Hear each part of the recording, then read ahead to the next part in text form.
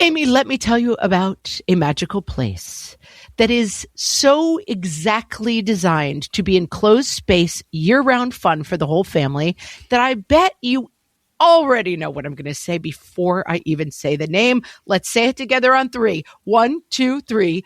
Great Wolf Lodge. You got it, Amy. My kids loved Great Wolf Lodge when we went. You probably already know that it has a huge indoor water park with a wave pool, lazy river, a bunch of massive water slides. But then your pack can hit the other attractions because wait, there's more. Great Wolf Lodge has adventure-packed attractions like Magi Quest, a live-action game kids can play throughout the lodge, plus the Northern Lights Arcade. Spent some quality time there, so your kid who loves the lazy river and your kid who loves fantasy games will both have a great time. Great Wolf Lodge also offers great dining options and complimentary daily events like nightly dance parties, all under one roof. Unpack the car once and you're settled in to have fun. And with 22 lodges across the country, you're always a short drive away from adventure.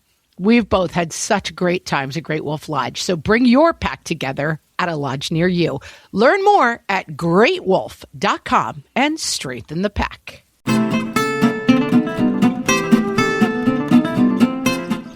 Welcome to Ask Amy from What Fresh Hell, laughing in the face of motherhood, solving the parenting question of the week so you don't have to.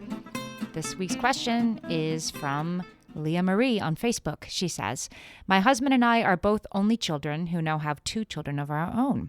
Watching siblings interact is fascinating and new to us, and we have no idea what language to use to teach our 3-year-old son that he has to share with his sister.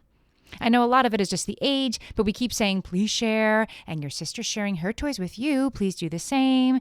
And I kind of don't know what to do as she is about to start crawling and therefore will be about to just take anything she wants, preparing for Meltdown City over here and could use some tips. Okay, Leah Marie, I'm going to start by saying this. I always take as my touchstone for parenting things that kids should act their age. By which I mean a 1.5-year-old might decide to start chirping in church, and that is a 1.5-year-old acting her age. An 8-year-old who did the same thing, that would be completely inappropriate. So the baby sister, she's going to act her age. She's going to grab things and put them in her mouth. She's going to be super interested in whatever her big brother is doing because that's how she's going to live her life. But even her big brother is a little bit young and still learning sharing skills, as you well know. Sharing skills don't actually develop until kids are somewhere between 3 and 4 years old, like 3.5. So he's still learning those skills himself. So the first thing that you need to know is you can arm him with sort of more positive skills of dealing with his little sister. He doesn't have to share everything with her. He shouldn't share everything with her. But here's the good news. Whatever he hands her is going to be super fine with her, at least for a little while. So the first skill that you should teach him is that if he's playing with something and he doesn't want her to have it, or she has something that he really wants, he can say to her, here, I'm going to call her Chloe, just for the sake of this example. Let's say, hey, Chloe, here's another truck for you to hold. And as long as he hands her something that is sort of basically equivalent to what she has in her hand, she will happily trade with him because he's her big brother and he is basically an idol in her eyes. So that will work very well for him. And I know he's only 3, but if you model that again and again, he will get the hang of it. On the other hand, if he screams, she took my toy, and then she cries because he's pulling on it and then hits her, and you have to get involved, that won't work as well for him. The toys go away. And again, that's something you can teach by showing it. And then in that moment saying, well, now I have to put the trains away. But the next time when Chloe wants to take a train, you can say, here, Chloe, I want you to hold this train. In other words, make the melting down, yelling at her, hitting her. It's not in his best interests.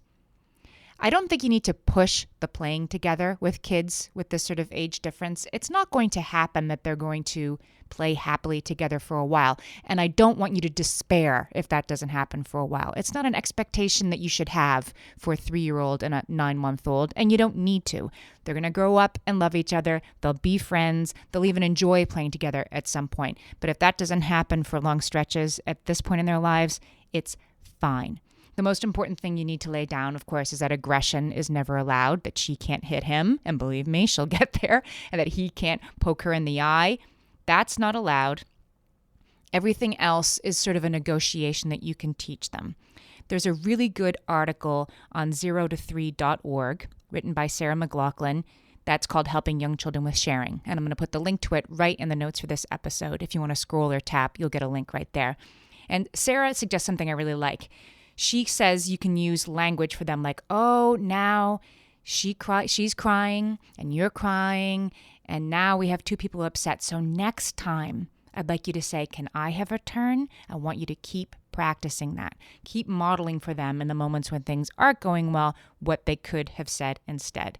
Sarah MacLaughlin has lots of other good tips in that article too. I'm not going to say them all here, but it is a great article for you to look at. Leah Marie, things probably are going to be a little meltdown city at your house when your daughter learns to crawl and then walk. But the more you can help your son manage his little sister in a positive way, the more peaceful moments you'll have. Notice I didn't say afternoons, I said moments, but it's still a start. Send us your parenting questions. We might answer yours next. Email us questions@whatfreshhellpodcast.com. Thanks for listening.